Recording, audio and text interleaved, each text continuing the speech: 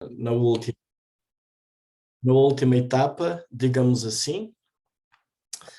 Hoje iremos cobrir o resto do capítulo 18 e o capítulo 19, porque é um bloco que temos o julgamento e também a morte de Jesus, o seu sepultamento. Tenho aqui um diagrama para mostrar como vamos tentar olhar para o texto.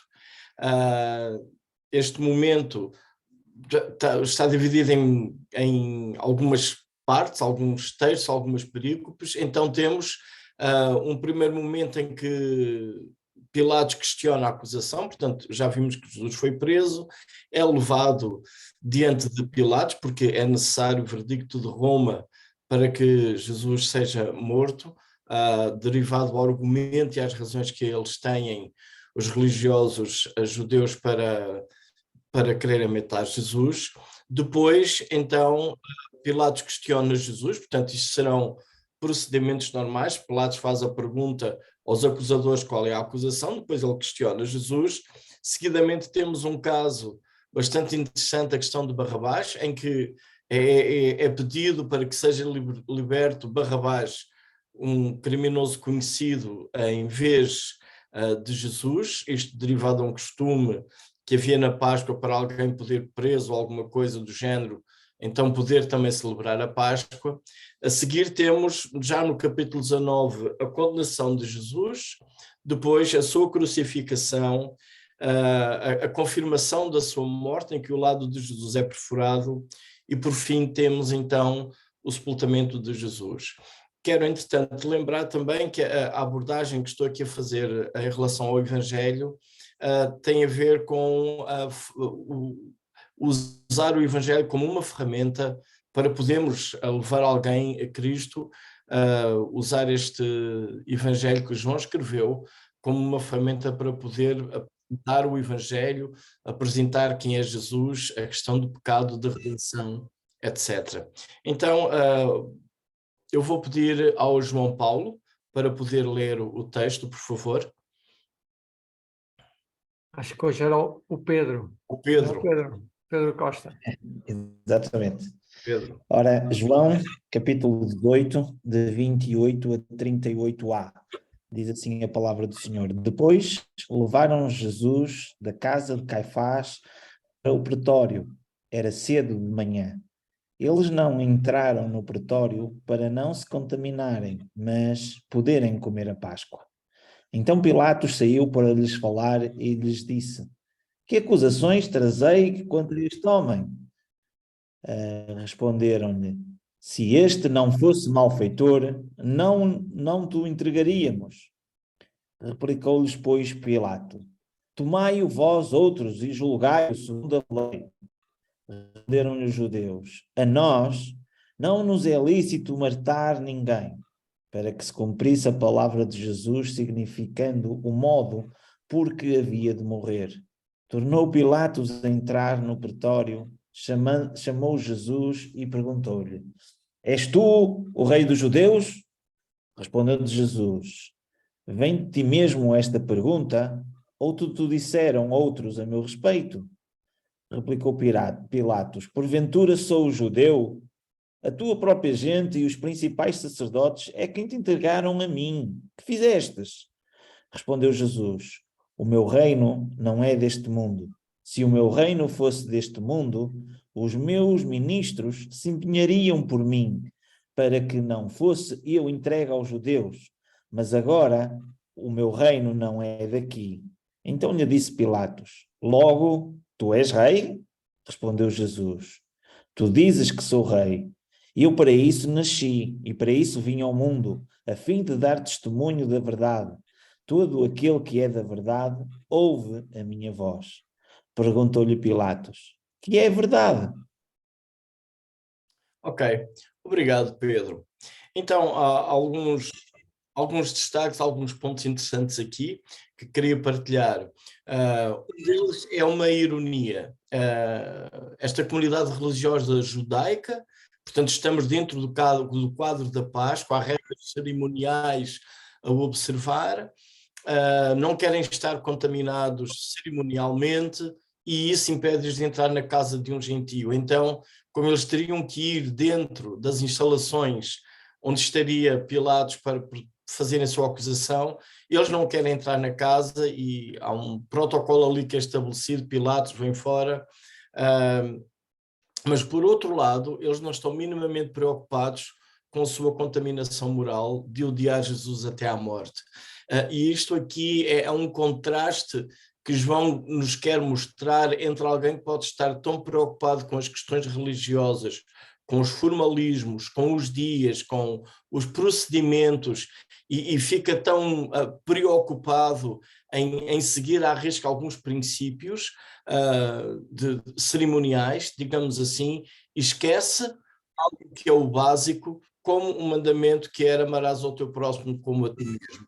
E notamos que aqui, em todo este julgamento, há uma dificuldade enorme em conseguir acusar Jesus de uma forma efetiva, uma acusação clara, sem que não haja contradições, e vamos ver que neste julgamento a acusação de Jesus é extremamente falha, não conseguem efetivar uma acusação que permite um veredicto convicto, razoável, digamos quase que é uma grande embrulhada. Obviamente Jesus acaba por ser condenado e crucificado, mas há aqui esta ironia de pessoas que tentam, no seu formalismo religioso, observar, cumprir, ser íntegros, e esquecem coisas básicas e deixam que a inveja, o ódio, a raiva, enfim, uma série de outras coisas enchem o seu coração, esquecendo até as recomendações já do Antigo Testamento sobre a atitude do coração, compaixão, muito mais valiosas do que sacrifícios.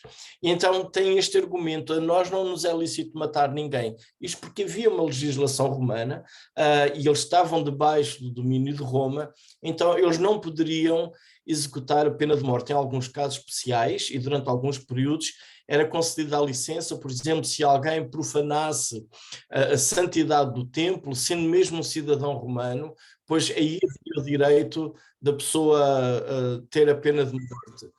Mas aqui notem que Marcos, por exemplo, registra que é tentada uma acusação contra Jesus de profanar o templo.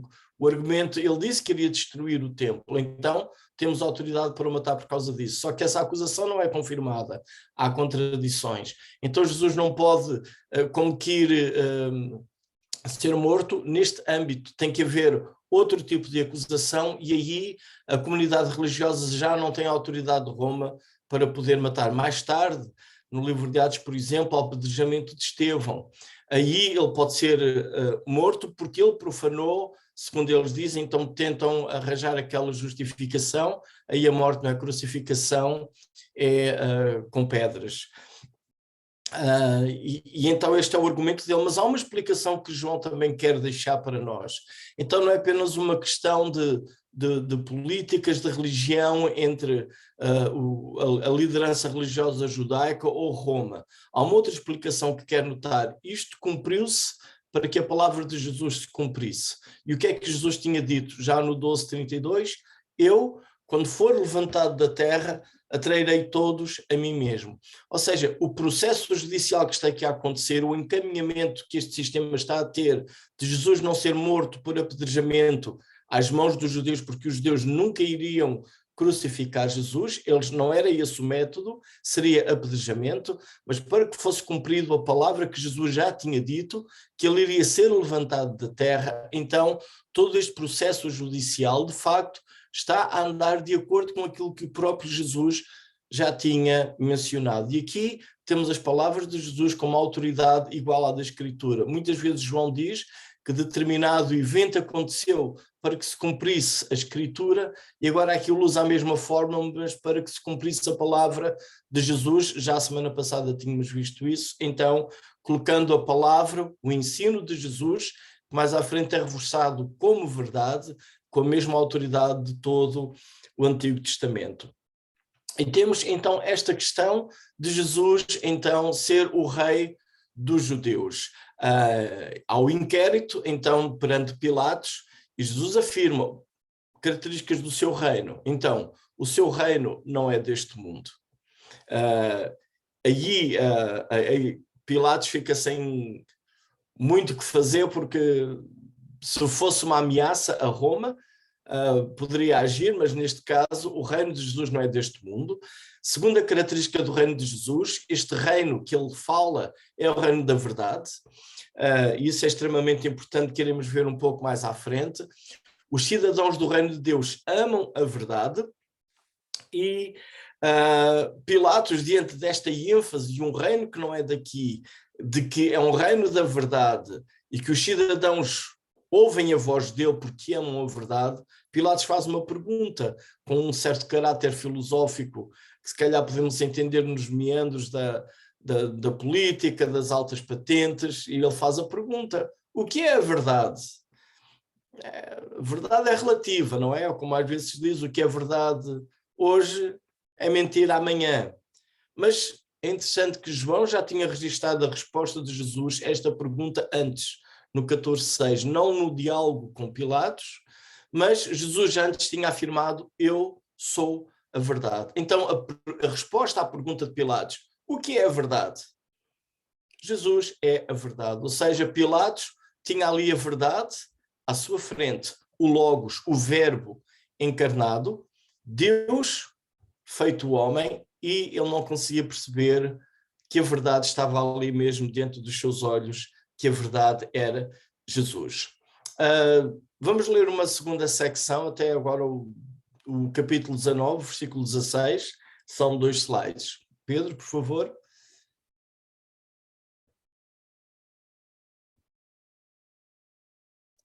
Diz então assim, sim. Tendo dito isto, voltou aos judeus e lhes disse: eu não acho nele crime algum. Vou tirar daqui uma mensagem. É costume entre vós que eu vos solte alguém por ocasião da Páscoa. Quereis, pois, que vos solte o rei dos judeus? Então gritaram todos novamente: não este, mas Barnabás. Ora, Barrabás era salteador, então por isso Pilatos tornou a Jesus e mandou açoitá-lo. Os soldados, tendo tecido uma coroa de espinhos, deram-na na cabeça e vestiram-no com um manto de púrpura. Chegavam-se a ele e diziam: Salvé, rei dos judeus! E davam-lhe bofetadas. Outra vez saiu Pilatos e lhes disse: eis que eu vos apresento, para que saibais que eu não acho nele crime algum. Saiu, pois, Jesus, trazendo a coroa de espinhos e o manto de púrpura. Disse-lhes Pilatos: eis o homem.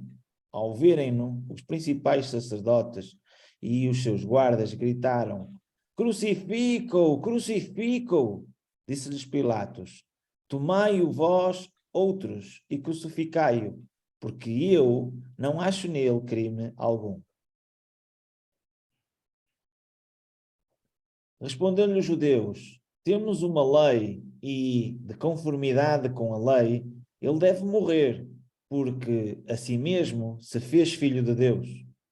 Pilatos, ouvindo tal acusação, ainda mais aterrorizado ficou, e, tornando a entrar no pretório, perguntou a Jesus: de onde és tu? Mas Jesus não lhe deu resposta. Então Pilatos o advertiu: não me respondes? Não sabes que eu tenho autoridade para te soltar e autoridade para te crucificar? Respondeu Jesus: nenhuma autoridade terias sobre mim se de cima não te fosse dada. Por isso, quem me entregou a ti, maior pecado tem. A partir deste momento, Pilatos procurava soltá-lo, mas os judeus clamavam: se soltas a este, não és amigo de César. Todo aquele que se faz rei é contra César. Ouvindo Pilatos estas palavras, trouxe Jesus para fora e sentou-se no tribunal, no local chamado Pavimento, no hebraico Gabatá, e era para sede pascal, cerca da hora sexta, e disse aos judeus: eis aqui o vosso rei. Eles, porém, clamavam: fora, fora, crucifica-o! Disse-lhes Pilatos: hei de crucificar o vosso rei? Responderam os principais sacerdotes: não temos rei senão César. Então Pilatos o entregou para ser crucificado. Ok, obrigado. Estas narrativas, eu creio que elas devem estar bem representadas, e alguns de vocês viram um filme de Mel Gibson, A Paixão de Cristo, e apresenta bastantes destes detalhes. Não vou entrar propriamente em todos estes detalhes, mas queria destacar este conceito do rei dos judeus. De facto, Jesus tinha sido identificado como um profeta, ele tinha sido identificado, aquela dúvida se ele seria ou não Messias, e ele agora está aqui a ser acusado, e notem que é como rei. É esta a questão que está aqui agora em causa. O rei que fala do seu reino, e como rei ele é rejeitado. Ele é rejeitado tanto pelo seu povo, pelos judeus, como também por Roma. César, Pilatos, apesar de ficar ali um pouco hesitante quando houve que ele se dizia que era filho de Deus, e até pergunta de onde é que tu vens, porque nas mitologias gregas e romanas havia estes casos de divindades em formas humanas e tinham todos eles a sua história, e Jesus remete-se ao silêncio, mas ele não aceita também Jesus como rei, então ele é rejeitado, e isto também já tinha sido abordado por João logo no início do Evangelho. Veio para os seus e os seus não receberam. Então se nós considerarmos os seus como o ser humano criado à imagem e semelhança de Deus, ou os seus como o povo judeu, ambos acabam por rejeitar e não acreditar Jesus, como também já tínhamos visto a semana passada, quando há prisão, são tanto guardas romanos como os soldados romanos como guardas do templo que vão prender Jesus.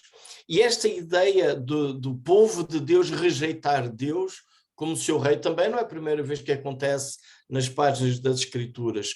Quando voltamos ao livro do profeta Samuel, em que ele, como o último juiz, julgava a nação, há um problema que o povo levanta, que quer ter um rei.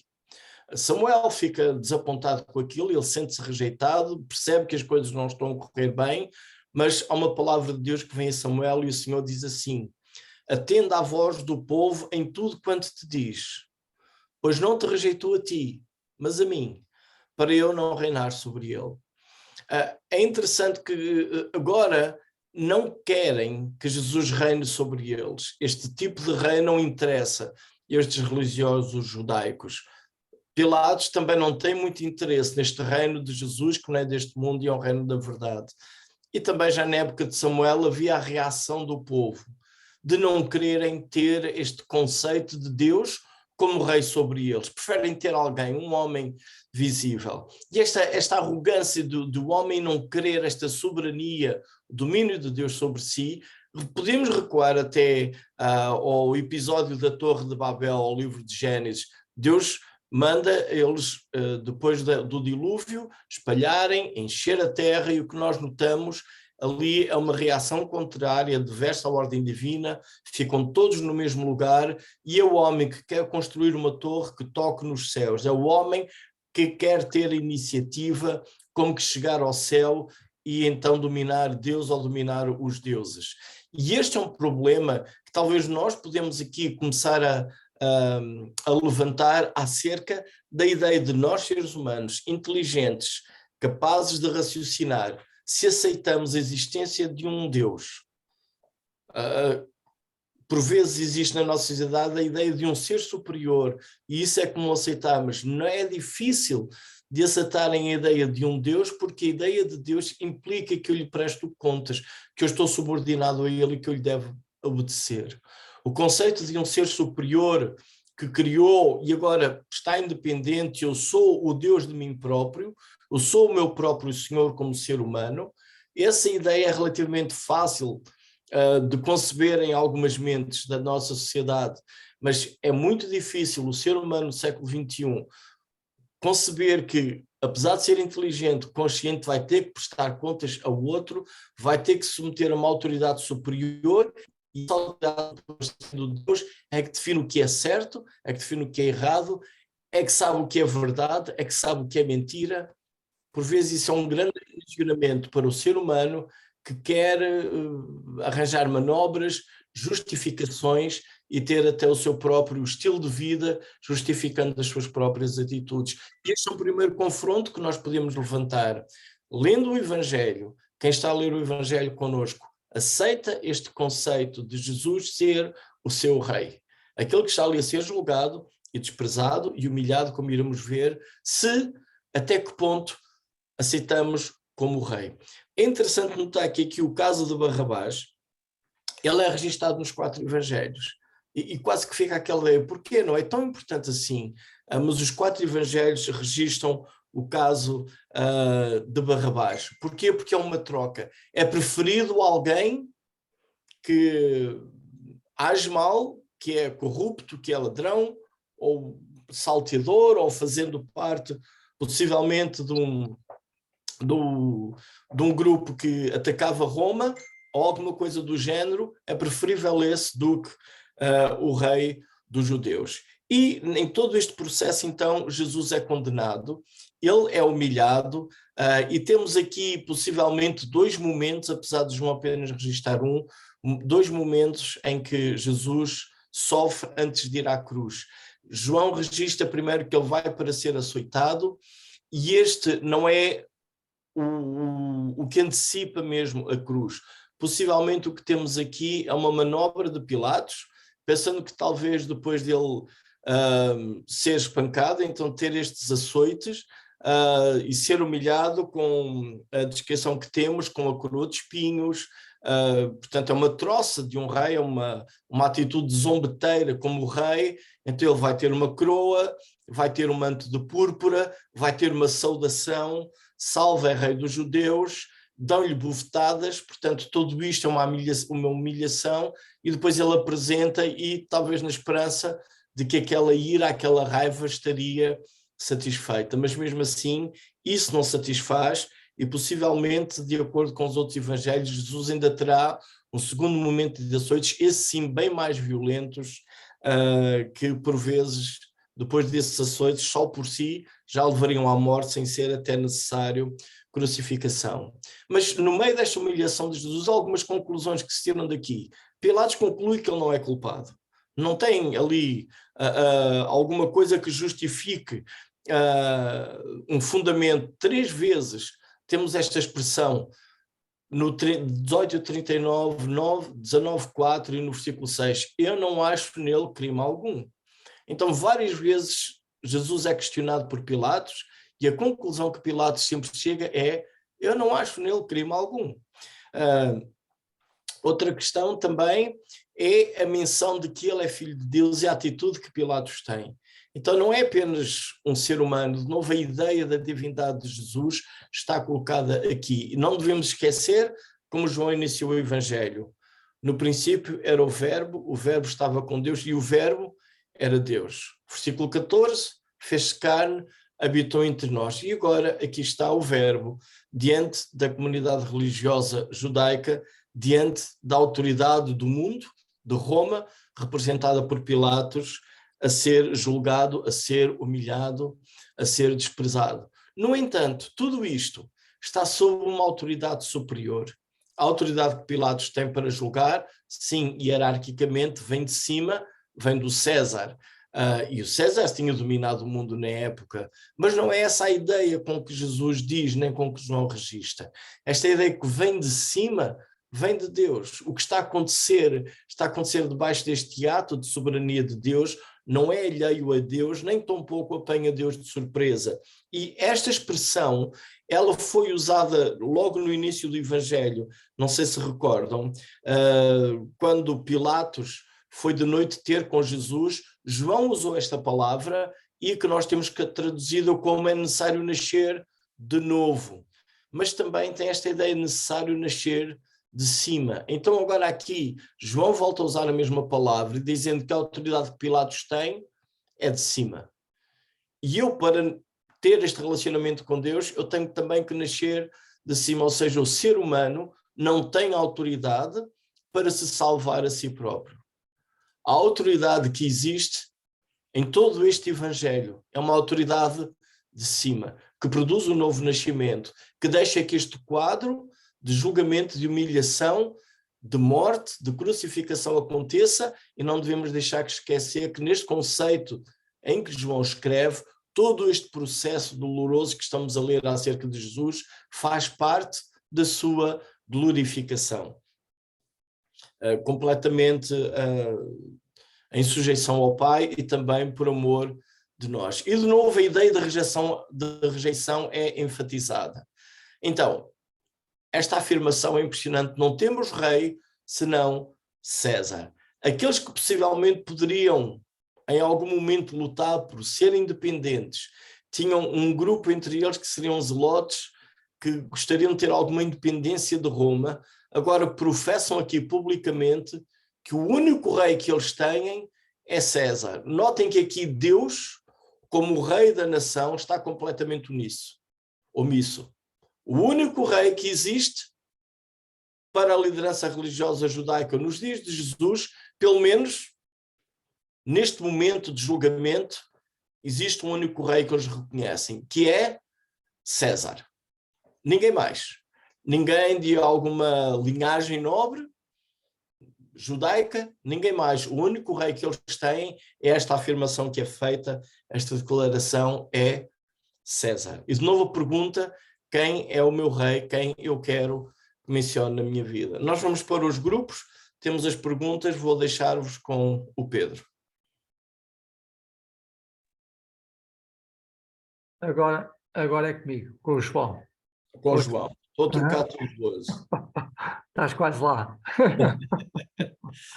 Bom, então vamos lá. Vamos dividir, como habitualmente, em grupos.